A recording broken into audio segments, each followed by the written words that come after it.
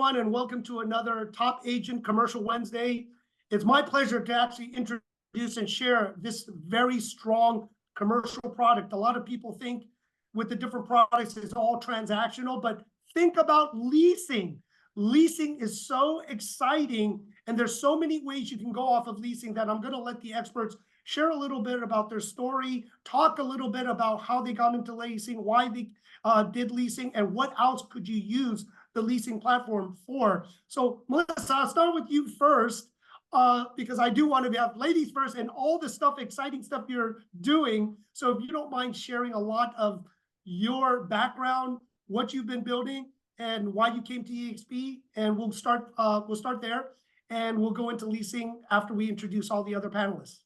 Well, perfect. Thanks so much for having me. It's always a pleasure to connect with you, James. So great to see you.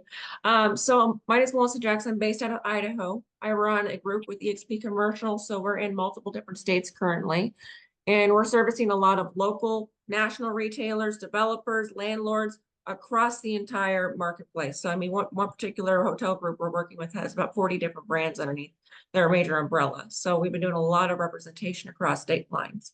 Prior to that, I worked at Cushman & Wakefield, Colliers, and a couple other firms, and made the transition to EXP Commercial in January, almost February of this year.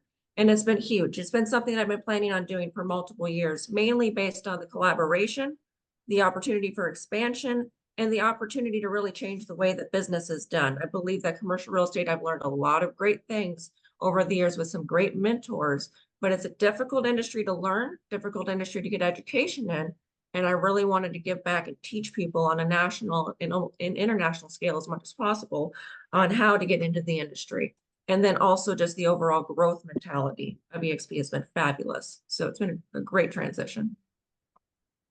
Melissa, thank you so much. And also thank you for being the chair this year to run our leasing committee and retail. So, you know, I know you've made a big impact for you coming in, giving your energy, passion, and knowledge to everyone here. So thank you so much.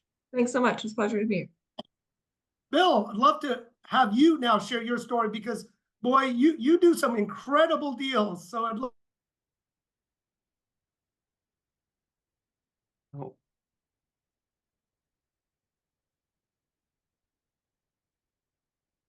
With your story of getting into leasing and the kind of. Bill, can you hear me? It broke up there for a moment. Hopefully the reception is better. Good morning. Yes, I'm based here in Dallas, have been here about 40 years, started in the warehousing business in the early 90s in doing warehouse system design and sales, moved into the real estate space in 2006 with the Staubach Company, then moved to Transwestern and joined EXP in May of 23. I serve industrial clients throughout the country with an emphasis here in Dallas, and my focus is distribution and manufacturing companies. Thank you, Bill. And also, Calvin Wong, I know when I came over, you were one of the first that came over also. Thank you for your leadership too, helping our retail and leasing, but also a leader within ARIA and also CCIM. So Calvin, if you don't mind sharing your story. And actually, where did you come from? Were you always in Dallas?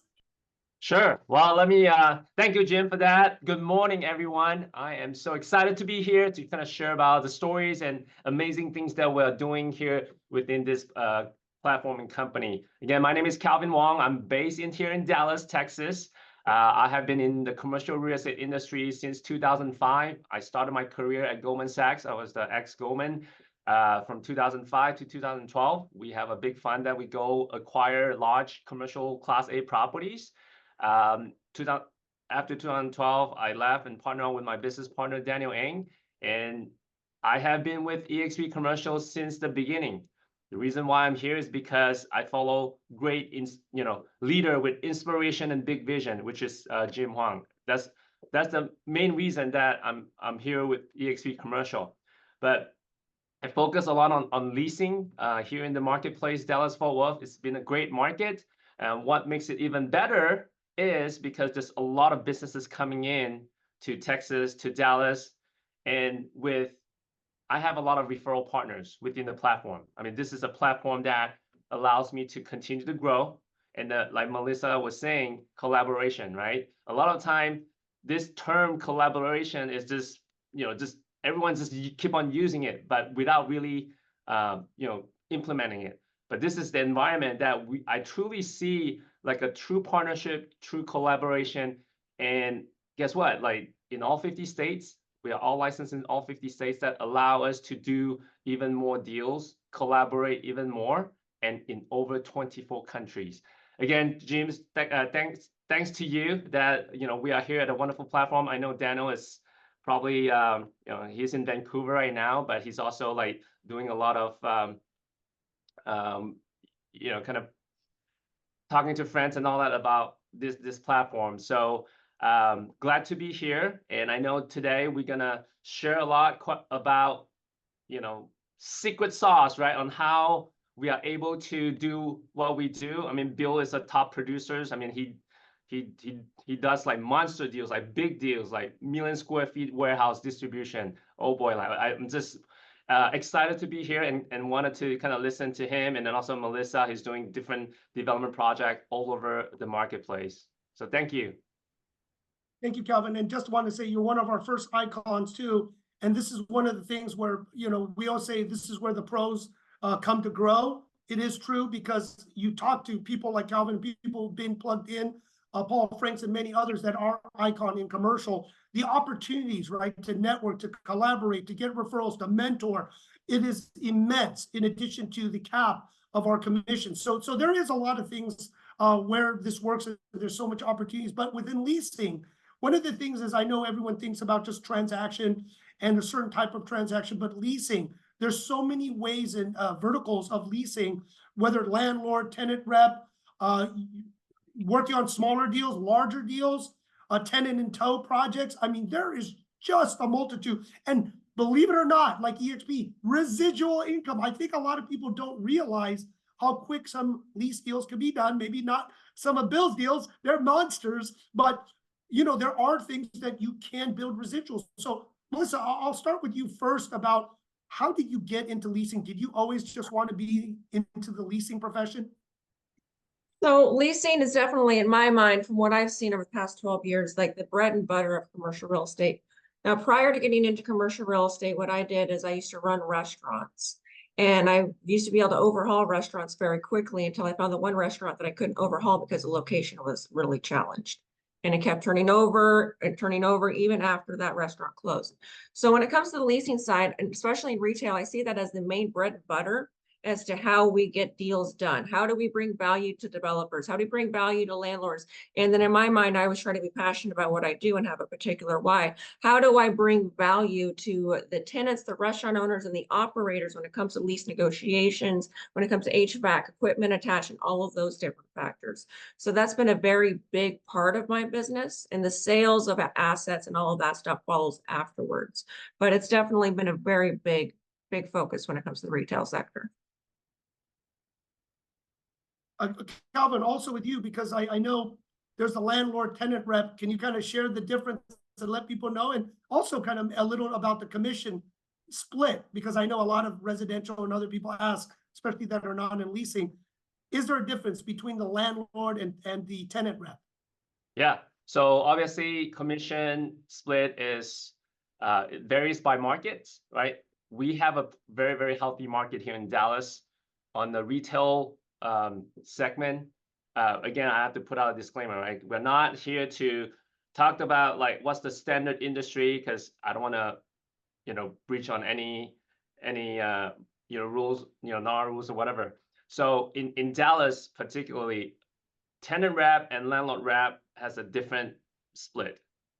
If you represent a tenant, you bring a tenant to negotiate a lease and get the lease done. You represent a tenant, you get 4% of the entire lease term base rent. So for example, if they sign a 5-year lease, you get 4% on those rent for the entire 5 year. And if you represent the landlord, you get 2%. So total cost to the landlord is 6%. So you may be scratching your head like, okay, why is it not 3 and 3? Why is it 4% and 2%? It's just this is just how our market operate. Now, another thing is, which Bill has been enjoying a lot, is on industrial property, you get commission on renewals. On retail, it's very, very, very rare that you get renewals on commission. So that's the main difference between retail and office and industrial. Office and industrial, most of the time, if you do it right, you get the commission on renewal. So let's say they sign a 5-year lease. After that, if they renew the lease, if you are actively negotiating, you still get paid for the renewal. So that's the main. And leasing, for those that are interested in venturing into commercial sector, leasing, like Melissa was saying, is kind of like the bread and butter. It's easier to get on the leasing than jump directly to sales, because there are more businesses that want to rent than buy.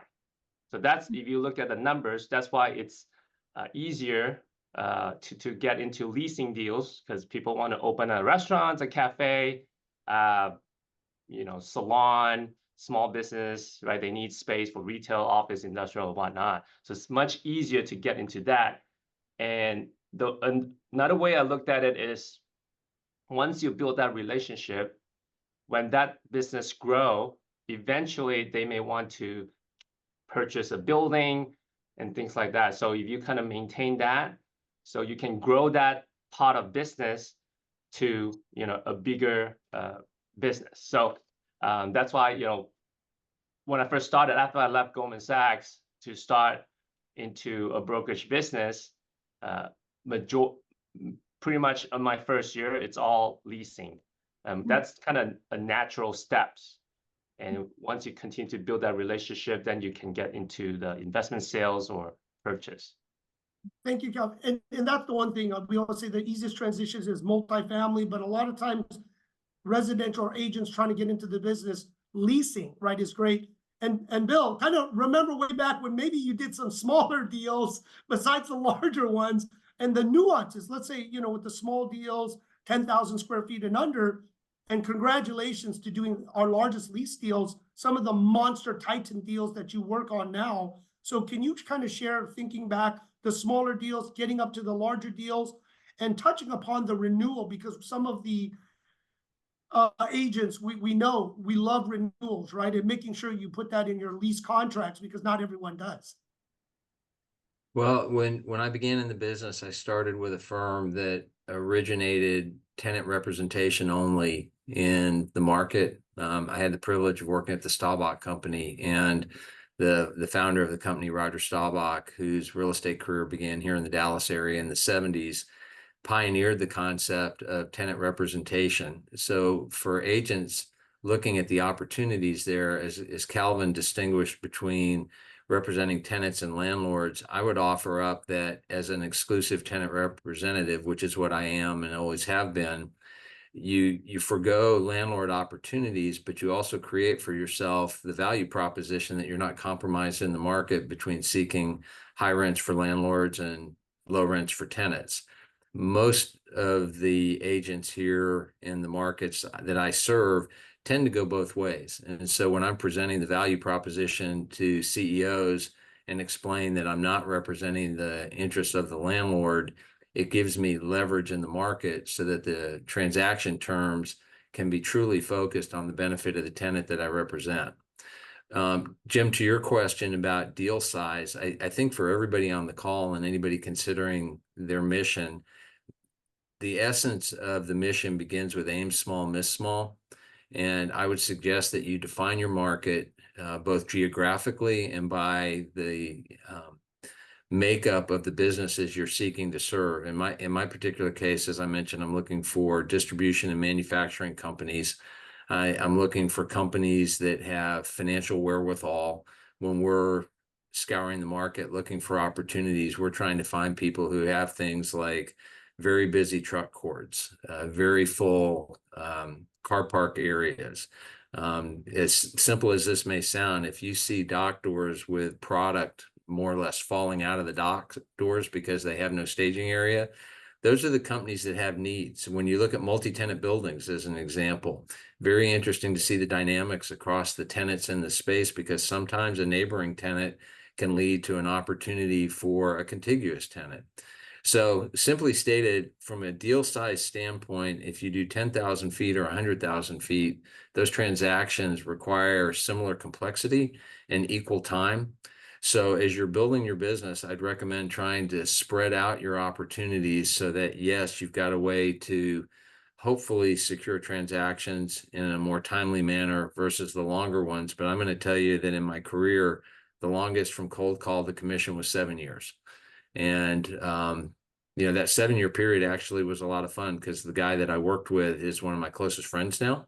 And I'm sure all of you here on the call have similar circumstances where you have close relationships with the people you serve. But allow yourself to spread out the risk profile of the businesses you serve, so that you can build your business, and be prepared to commit for at least 5 years, because your best days are 5 years away. When I started in the business at the Staubach Company, one of the senior brokers, we were having lunch, and he said, "Bill, you realize this is going to take 10 years. And I said, "No, Carl, I really didn't realize that." And he said, "Well, you'll see." And he was right. My 10th year ended up being the best of the first 10. So be steady, be patient, grind away daily. I use knowledge as my success goal. If I learn something each day, the day is a success. It's not measured by a paycheck. The job is all about serving the client and client first. And if you do that daily and learn daily, you'll be successful.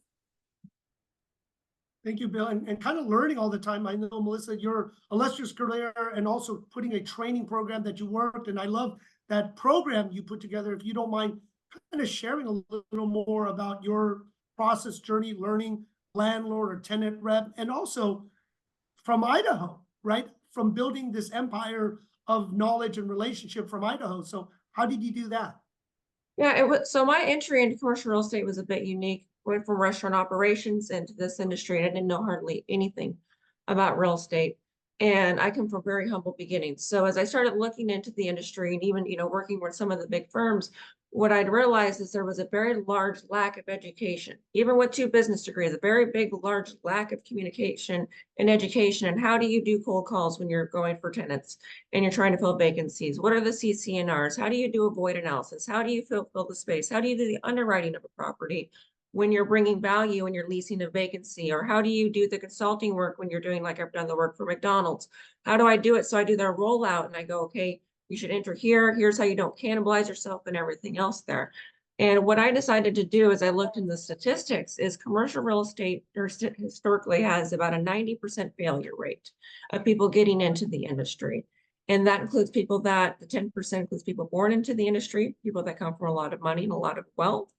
And then also it can be a very male dominated industry. I've worked with some really great males throughout the industry, which have really helped me grow my career, to be clear. But that's just part of the facts. Is I've had some of those adversities as well, because it does come with the pros and the cons. But what I learned was, okay, I can't be the only one that's not having education, that's being given a phone book. Here you go make some calls. And no one's teaching me what to call for, and it's sink or swim. So for 12 years, what I did is I got into the industry is I wrote down everything that I learned in a journal entry electronically of everything that I was learning as I got into the industry, with the only main intention to be, once I established myself very well, to go back and teach people that were trying to get into the industry how to do it, how to make it quicker, how to make it so they're serving their clients better, and how to give them that real resource and education. So for instance, I've got a couple junior advisors within my group. One's in Colorado, and within about 2 phone calls, we saved $1 million transaction and turned it into 4 transactions. And then within 1 phone call, I helped another one of my junior advisors get like a 33-acre development that they're working on. And then within multiple of these things, we do role play, cold calling, all of that stuff. We are being able to bring on multiple different tenant representation projects across every single state line that we can serve. So my goal, my number one goal in this, and why I joined EXP truly, was to help bring people into the industry that maybe had a glass ceiling or not access to equal education and resources to learn it, while also automating the industry. Because I've got cold calling scripts, email scripts, designs for proposals, flyer designs, everything in between to make sure that everything's customized and served exactly the same way across every state line. Thank you, Melissa. And also, Calvin, I know you kind of fell into this from Goldman Sachs, and you were also, one of our first chairs. I mean, what do you see now, let's say new agents, collaboration, especially with a platform and the nuances right now in the market? What would you say, let's say, to new agents saying, wow, this sounds great.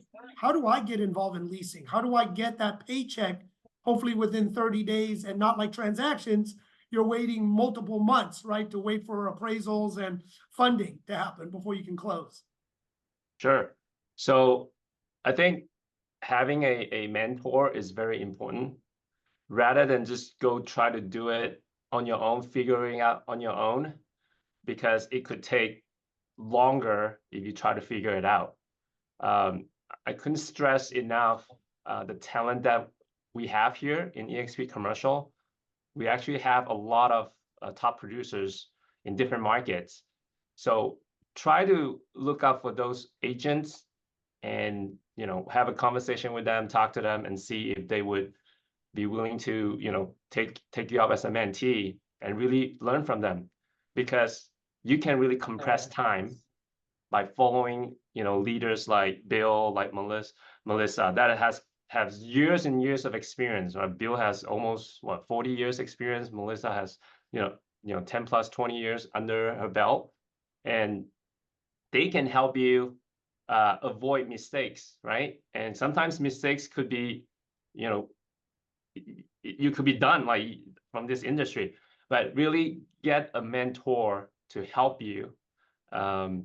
Again, like this platform, we have a split we have a cap compared to other commercial brokerage where it's like starting at 50-50, whereas this platform, it's main thing is to try to, give you more than getting more from you, right? So we have a lot of mentors, we have some courses, we have academy that kind of help you kickstart your career in commercial real estate. So that's the way I looked at, because when I first started, obviously I have my business partner that I can rely on, and I pretty much have to kind of start from zero to kind of learn all the gist of it, the negotiation, the tactics, and things like that. But having a mentor is very, very important. Thank you, Calvin. Bill, with you always rely on your teammate and how you may scale, because I know we've had conversations without that help. You're like, I'm lost, Jim. Please help me on this. And then how new people can come in. So with your focus experience on the tenant rep, being in this business for so long, with the changes, what do you see kind of new agents kind of growing in, evolving to teams, collaborating with maybe the transactional, or now we have business brokerage too, right? Those are the people leasing. What do you see through all of this and the changes in the leasing industry? Well, I estimate that here in Dallas, about 1/3 of the commercial industrial space is owner occupied. And that's just based on years of calls. So if in fact that number is correct, and again, Dallas being a major metro may vary from different marketplaces that agents on the call are experiencing. If you happen to be in a smaller city, I'll pick a Waco, Texas as an example. If you're an agent in a city like Waco, you've got to have multi-disciplines. I don't think it's as viable to specialize. If you're in a major metro, Dallas, Houston, Austin, Atlanta, etc., you can specialize, and specialize is the key. So ask yourself, what are your strengths and what can you bring that is the value proposition to your prospect? So if in fact, Jim, 2/3 of the market is institutionally owned, then that suggests that 2/3 are tenants. So the question becomes, what's the value proposition for the tenant? And I think a really great question is, when you look at yourself in approaching a client, would you hire yourself? And if the answer is yes, if you have a value proposition that you say, yes, I'm engaging because of these reasons, then that's the path you go down. When I started, because I was in the warehouse equipment business prior to being in industrial real estate, I took an operations approach when I call on the client. And so it's not just about space, It's about what is the business doing? How do they create wealth for themselves? And how can we help them create more wealth? So real estate is just a complement to the bigger question of how do we advise to help create wealth? So ask yourself that question and always make sure that you have an answer to that question of how you're going to add value. And then you're ready to walk in the door. I think too often people walk in doors without knowing how to answer the question, why should I hire you? A great question is, why EXP? Well, when I'm asked that question, I talk about the strength of our balance sheet. I talk about being a publicly held company. I talk about the breadth of the number of agents we have across disciplines. And then that leads into the conversation of what we're going to talk about today, which is how am I going to help that business owner? I'm very specific on who I call on, and I try to match my talents with the needs of the client. So I don't call on just anybody. And do yourself a favor. Don't call on just anybody. Qualify who you call upon and know why you're calling upon them. And that's going to take some time of reflection. Melissa, I can only imagine how much you've done and the businesses you've served and what you've learned from serving those businesses. We all have transactions where after the close, you thought, I'm glad I got it done, but I'm not sure that I want to do that again. So, take those opportunities, learn from those opportunities, and first and foremost, put yourself in the position to say, yes, I would hire myself. Melissa, since Bill kind of called you out a little bit, can you share, going on, getting in, representing your clients, the discipline you have, and maybe the tools that we do have a lot of tools at EXP, but maybe there's other things that you bring to the table with your training education and your proprietary, software that you put together. Didn't want to interrupt you guys. Yeah, so Bill's 100% correct. And actually in the retail committee, I just had this conversation with someone recently where it's so easy to get sucked into a transaction and sucked into a transaction where maybe the client doesn't want to move forward as much as you want them to move forward, or maybe they're not qualified to move forward, or they're not putting forth the effort, or what they want is not realistic. So it really comes down to also pre-qualifying your people. So whenever I'm taking on a tenant representation account, especially if it's a local retailer, for instance, what I advise my junior advisors to do as well is, okay, we're going to have them put together a personal financial statement, because the LLCs are not going, they're going to be personally guaranteed outside of the LLCs. So we have a template for that. And then last 2 years of tax returns and information on their business. That's a very easy way to vet them, to make sure that they are real. And that also, when you do submit a letter of intent on their interest and their property that they want to pursue, that you're able to make the best argument for them. Otherwise, we can spend forever chasing transactions that are not going to come to fruition, and it just doesn't work out well. And it doesn't do the client any service either, because you might be serving them on and not really serving them. Like they could go over to holdover, they could get kicked out because their lease is up. So many different factors that come into play when it comes to those things. So he's 100% correct on that. A lot of different things that I'll do. I'll speak on the landlord side of representation here. When it comes to the landlord side or development side, every time I take on a project, what I do is I have a breakdown of every single local and national retailer broken up by industry and subcategory. And then I'll work with the developer or the landlord, and we're going to break down what kind of uses are a good fit, what's not blocked as a restricted use, what's underserved in this area. And then we put together a specific category, like chase list that we're going after. So for one of the projects that I'm working on in Colorado, within one phone call with the new developer, the one I referred to earlier, I was able to put together a list of 138 different prospects for that project of national retailers. And with doing that, we've also been able to secure about 8 to 10. I've got to check a couple more of my emails from yesterday. New tenant representation accounts with franchisees entering into that market, as well as Idaho, and then Montana, where we're expanding into as well. So I try to be very strategic. When you're doing cold calls and prospecting, you want to make sure who you're cold calling actually is going to be able to do the deal. 2, you want to make sure who you're cold calling is actually the decision maker to do the deal. So I spend my systems and my emails and my pitches and everything like that to compress time and to get maximum amount of action and reactivity within a short time frame on the landlord side. And then also on the investor side, for instance, I'm doing a project with someone that's trying to buy about $20 million in value add investment properties.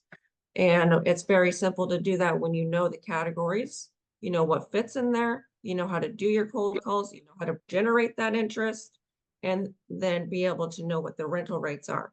So the last project I did with him, really easy lease, raised his value around $6 million in that shopping center, just because I knew exactly, okay, what are the rents? How do we renew them? How do I find the anchor tenant and everything else in between? So it can be a really fun game as long as you know how to approach it right. Retail is just a little tricky on how you approach it right. Listen, I love that. And kind of now getting into nuts and bolts. So Calvin, we always say smaller lease deals, you try to, get a paycheck as quick as possible. And then what is your percentage, to say, from that, the quickest close that you've done on a lease, to how many from leases transact into a purchase, whether it's an owner occupied deal or they want to buy their own building or sub it out? From the leases, how many do convert into transactions? And then we'll talk about that first. Sure, absolutely. So like Melissa was saying, you have to qualify the prospects, right? Because otherwise you'll be running around town like a mad person and then figuring out, oh, how come that deal didn't transact, right? So qualify your prospect. Make sure you're talking to the decision maker, because if you're not, most of the time you probably just gonna waste your time. So a lot of leases, I think my fastest lease turnaround time is probably like 3 weeks. Again, since in commercial we don't have a standard form lease agreement and things like that, a lot of time you kind of rely on the landlord and the attorney to turn around the lease form for you, and then the reviewing process. So that's the thing. A lot of time after you negotiated on your LOI, you kind of have to rely on the turnaround time from the landlord's attorney. Sometimes it takes them a few days to weeks to send you the first draft, and then you will have to have your clients hire an attorney to review the lease, and that's why the back and forth takes some time. So it's not like we don't want to do the deal as fast as we can. Sometimes all this paperwork is kind of like put us in the behind. So that's why commercial real estate, it takes longer to get to the paycheck, right? To get paid. For those that are wanting to focus on commercial real estate, I always tell like new agents, it's like, make sure you have probably 9 months to a year worth of savings to keep you afloat, because it's pretty tough. Like Bill mentioned earlier, you got to have that focus, you got to have that drive, and you have to understand, you have to make a reason why the prospect want to hire you to do the deal. You have to have a value prop for that. So that's the leasing side. And I think from my track record, like on my clients, again, not all leasing client will become property owner or building owners, unless they are really thriving in their business. They feel like they have a strong balance sheet that they can go acquire buildings instead of paying rent. I think on my books, probably like 20% of the client will eventually become buyers of a building. Because yeah, so for example, if they are in the restaurant business, right, if they want to expand, that cash or equity is important for them to keep on expanding, because buying a building, they're going to tie up a lot of capital, so that in a sense that it's hard for them to continue to expand, like 10 location, 20 location. So the easiest way is to go leasing, right? To go leasing. That way they can expand very fast. So it depends on the strategy, right? The client strategy. If they want to stay small, yeah, they may buy. But if they want to expand fast, they will go do the leasing. And that's also help us too, right? We get to do more leasing deals locally or regionally. So. And Calvin, I like the strategy, because when you're doing lease to own, and then Melissa does lease, but maybe tenant in tow deals, right? Bringing them, developing the deal. So Melissa, kind of share your quickest deal to, maybe some of the ones that are owners, or some tenant in tow developing their own pads or their own location, since you work with some franchise owners. Yeah, so the first deal I did in commercial real estate, when I switched over, it took me 3 months to do my first lease transaction. When I switched over to EXP, I couldn't bring over my previous book of business. So within about a month, I closed my first new lease transaction. So those have been some of the quicker ones that I've done. Development ones take a bit longer, but I love doing development deals for multiple different reasons. Because one, you're bird dogging up sites. A lot of them are off market. So for instance, one project, one tenant that I'm representing here in Idaho, they wanted to be on Eagle Road. If anyone's familiar with Idaho, Eagle Road is like the hardest road to land on. So I said, okay, we're going to figure out a place to land you here. I don't care what it takes. We found them a site, and then I lined up about 4 other opportunities that I'm going after listings for. And then when we found them that project, we get to purchase it, we get to lease it, we have another tenant that's going next door, and then you get the disposition side of it. That way the tenant can expand, not using their own liquidity necessarily, be able to do a lease, but have a preferred developer in tow that's going to build the building for them or give them access to what they need to be able to expand as quickly as they want to. So it's been a mixture of both of those.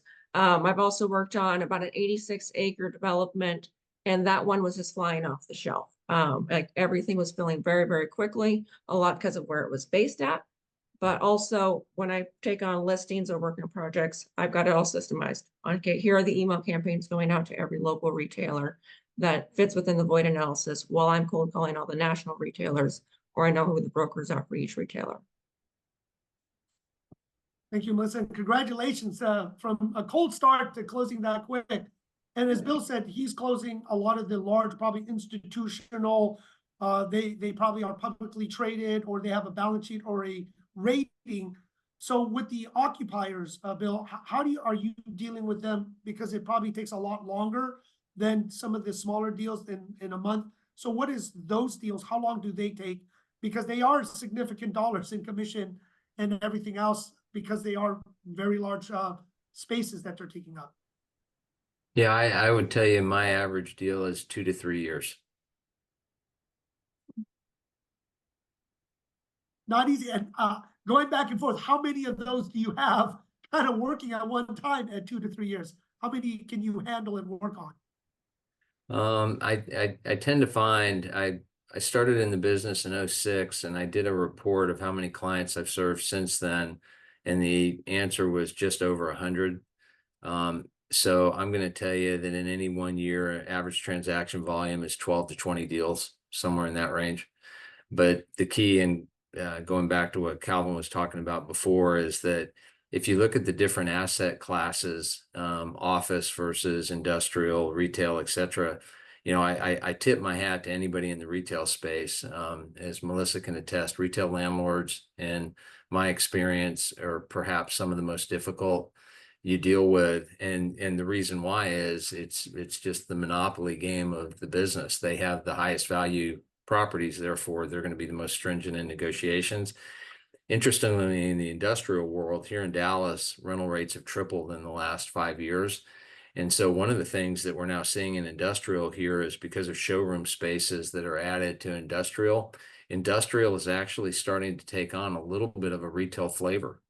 And when you do an industrial deal today, if you call on somebody with a showroom, be prepared to recognize the investment in the showroom and what that means to the client. There's an area here in town that has become a growing center for building supply companies. And as a result, those showrooms look a lot like retail.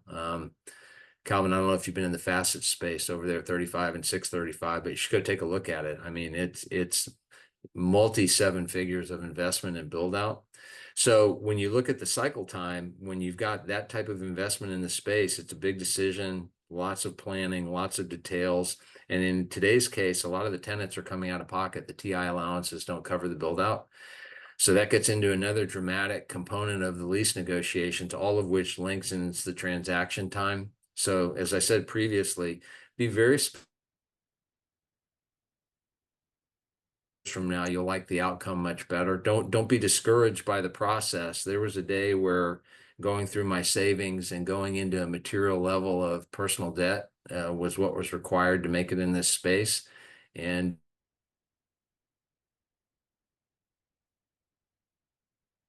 if you're getting started, and get up early, drink those protein shakes, and get out there with your tennis shoes and start running. Bill, thank you. You know, and that's really interesting where things and nuances in leasing, because I know in retail, there's the key money in certain locations and, you know, buying out, and there's so many differences. And I'll just tell you an example. Sometimes they think you're doing a quick deal, a favor for an office. They didn't know there was a parking spot. And they said, you're going to get the parking spot. The parking spot, you had to pay extra in an office lease. And boy, that legal issue cost more. So don't think you're not going to get sued or things happen, because you need to really read through. And that's why you do hire third-party experts. You work through it, you monitor, especially with your lease abstracts and following it. So when the renewal dates come up, you know, you're on top of your clients. But in commercial, where I did on the transactional part, we always said if we had 15 to 20 good clients for transaction, we're gold. But sometimes maybe in leasing, you do need a lot more, and working on it depending on size and just tracking them. So kind of giving advice to anyone wanting to get in the business. Obviously, you're great mentors, you're very experienced. Melissa, I'll start with you. How can anyone really just say, okay, Melissa, I want to be in leasing. How do I get involved? How do I plug in? What do I do? And let's say if I want to join your team. Yeah, so I definitely would plug into EXP because of the resources and the national connections that are there. I mean, the opportunity is huge. The opportunity is huge. Even speaking on comps, comparables, right? If you're doing leasing transactions, knowing what comps are available in the market and being able to reach out to an international database is huge. So I would definitely find a place that helps you with your growth, that doesn't limit you, that sees your potential and wants to grow with you.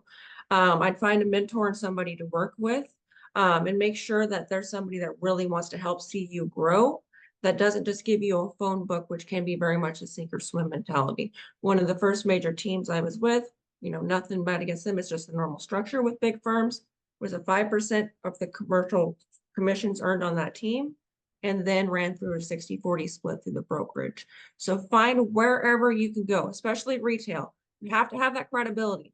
McDonald's isn't just going to work with somebody. Starbucks isn't just going to work with somebody. They need you to have either someone that's with you that shows experience, and also they need you to make sure that you're learning the industry.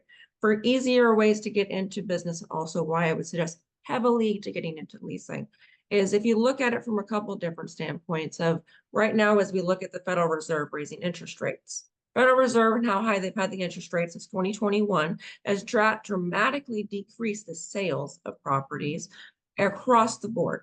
Leasing, whether or not you can get a residual income per se, and the way that you negotiate your deal, you're still going to have repeat business. If you track their renewals, they're growing, they're relocating, or what I do is I also pull every upcoming expiring lease within my market that expires in the next year. That way I can know who I'm calling, that there's an immediate lease need, and then I can get a listing and or the tenant representation into it. So I say know where your market's at, figure out how you can get into business, and understand that finding a mentor is something a lot of people push back from, but 0% of a $100,000 commission is still worse than whatever percentage of a $100,000 commission. You really want to know the ropes and have someone that can help you walk through it. Thank you, Melissa. And kind of bringing on Bill, since you work on some larger institutional, let's say, Bill, I want to be part of your team and I want to start working on the big deals. What would you say?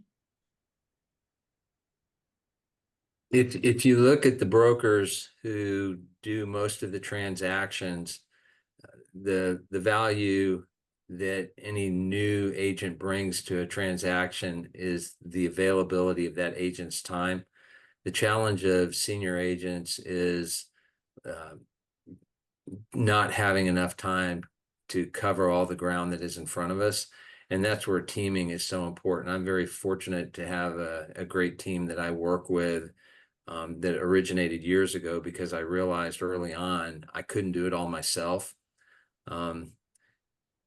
Teams are better, and they work when everybody's pulling in the same direction. And the mistake that I see is people, as you suggested, Jim, look at an opportunity and say, yeah, if I do it myself, I keep 100% of the outcome. But as I learned very early on in the business, 10% of something is a lot more than 0% of nothing. And so be mindful of how you can bring value in the team. And the main way you bring value is by sourcing opportunities. And then where you need help, and I was very fortunate to have this early in my career, I had some great mentors that I worked with who helped me learn the business. My compliment was my network, my experience, my value proposition that they didn't have. And then when we joined together, we achieved great results, and we still do so. So I have a young associate who's apprenticing with me right now, and she's fantastic. And she leverages my time. So help any partner you approach leverage their time. And if you help any senior agent leverage their time, if they're the right partner for you, you will be rewarded, and should be. That's how I like to do it, because as I said, it's not about me, it's about the team. And I know Calvin and Jim and Melissa take the same approach, as do other senior agents in the network. So find those senior agents, connect with them, learn from them, and then grow your business. But be prepared to grind. That Rocky metaphor that I used previously, that's not just a movie. That's the reality of what we face. One of my best clients, who I absolutely treasure, is we treasure all clients. In this particular case, the cold call was on a Friday afternoon at 4 o'clock in the rain. And it was many, many years ago. And it ended up, that deal was 5 years from call to commission. And it was a fascinating 5 years. And I absolutely treasure that client. Time brings benefit. It brings value. You know, you think of the best things in your life. There's an oak tree outside my window here, and I use that oak tree as an example because it's over 100 years old. And when that acorn dropped in the dirt, you know, it didn't become this tree that's 8 feet around right now. And I like to view my business that way, and I would encourage all of you to do the same. So I'll just close with this. The metric I use is learn something every day. And if I learn something each day, then I had a successful day. Thank you, Bill. And, you know, that's the one thing about commercial. There's very few of us, right, that practice our craft to a very high level to be senior.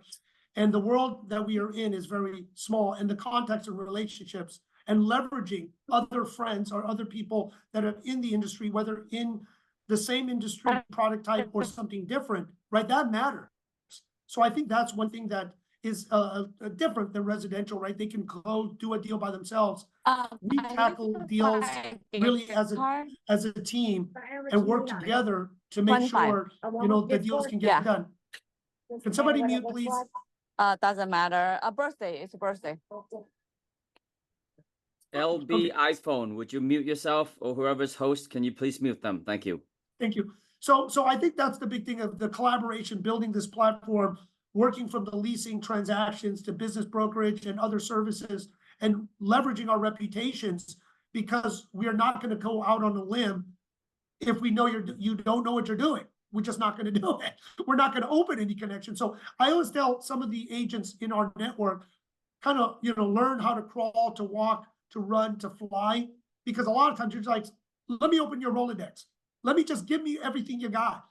But that hurts our reputation for years and decades that we built. We can't just do that. So, you know, be very respectful, because these relationships are built a lot of times over decades. And Bill, like you said, you cherish it. We cherish, they're like family members to us. So it is very, very important that people understand, when you talk to a lot of these senior agents who have done these deals, are very notable. It is not just, I'm giving you something, right? You are literally vouching for them. And that is the thing. You're putting your reputation on the line. So Calvin, I want to kind of have you, since you came here longer and you know a lot of the collaboration, of the growth, and how EXP is kind of evolving, working as a team, you know, across so many boundaries, states, and the world. So if you could kind of share that experience that you've had. Sure. I think for the audience, you probably can kind of see like the consensus among all of us here, panels here today. First of all, is having a partner or a team is very crucial. And because I have a team that allows me to go take 2 months off vacation. I just got back from Asia. I was 2 months over there in Asia, different time zone. And my business is as usual, you know, because I have a team that support during my time away. And you're probably like, okay, 2 months, that's too long. how about like, you know, your expenses, right? You know, like you gotta have to close deals to kind of fund that trips, right? Because 2 months we were in Japan, we were in Malaysia, we were in China. So it's I mean, it's every day is expenses, right? But one of the things is like, aside from a team, is this platform, you know, we have icon agent. So what that means is you become icon agent, all your split, the company will give you back in company stocks. That's one. And secondly is the passive income component, right? There's nothing like this in any other commercial real estate brokerage where you can get what we call revenue share. So you're sharing revenues on whatever the company is making. So those are passive income, right? Those generated through the agents within the company that, as you know, whenever they're closing transactions, we get a small percentage of the revenue. So that could add up. You know, some of the leaders here in this platform, they have thousands of agents. Guess what? Like their revenue share per month, it's very, very substantial. Literally, you don't have to do transaction anymore. So that's one of the component that's adding to my multiple stream of income, right? Who doesn't like multiple stream of income, right? So this is just one additional revenue stream that if you take the time, you invest the time, you will get it, right? It's not, it doesn't come free, right? You have to work at it. So being a platform, like Melissa was saying, get a mentor, right? We have to have a mentor. You know, Jim is my mentor. I mean, he sit on different board of different technology. Sometimes he see things like, you know, beyond what we see daily. Because sometimes when you are so focused on your lane, you kind of miss out the opportunity that's outside. So being in an environment like this, where people, all agents are collaborating, giving in, sharing knowledge, sharing the tools, best practices, new opportunity. And that's what you can continue to grow. And that's what I've been experiencing the last 3.5 years, almost 4 years now with this platform. Is I have met so many amazing people that continue to motivate me to level up, right? So I have Bill here in our marketplace. Bill motivates me, inspire me. You talked to Bill multiple times, and you know, Melissa, you know, like I just talked to her in depth before the call today. It's just continue to inspire me, the things that she's doing in different states, different projects. So if you want to grow in your business, if you want to take your business to the next level, you would want to be in an environment like this, where they have constant people continue to inspire you, continue to share, not competing with you, but wants you to be growing as well, because the pie is always bigger if you are plugged into a right network.